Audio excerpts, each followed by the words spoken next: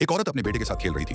तभी उसने अचानक महसूस किया कि बेटा उसे जिस नजरों से देख रहा है वो किसी मासूम बच्चे की नहीं बल्कि कुछ डरावनी और गलत नीयत वाली थी। उसे तुरंत कुछ गड़बड़ का एहसास हुआ और उसने घबराकर झट से बेटे को खुद से दूर कर दिया। पर अगले ही पल बेटा फिर से उसी पुराने मासूम रूप में लौट आया। शुरुआत में महिला को लगा कि शायद वह ज्यादा सोच रही है, लेकिन उसी रात जब वह अपने कमरे में सो रही थी तो लड़का चुपके से उसके बिस्तर तक आ गया और धीरे से उसके चेहरे को सहलाने लगा। मगर इससे भी अजीब बात तब हुई जब एक दिन उनके घर में पार्टी चल रही थी और महिला ने बस अपने पति को हल्के से गले लगाया।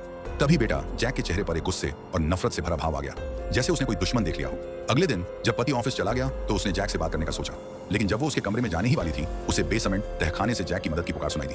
वह भागती हुई अंदर गई और जैक को ठंड से कांपते हुए कोने में पड़ा पाया। उसे लगा जैक को बुखार है, इसलिए उसे कमरे में ले गई और दवा ढूंढने लगी। तभी उसे ड्रॉअर में वो कपड़े मिले जो कुछ समय पहले खो गए थे।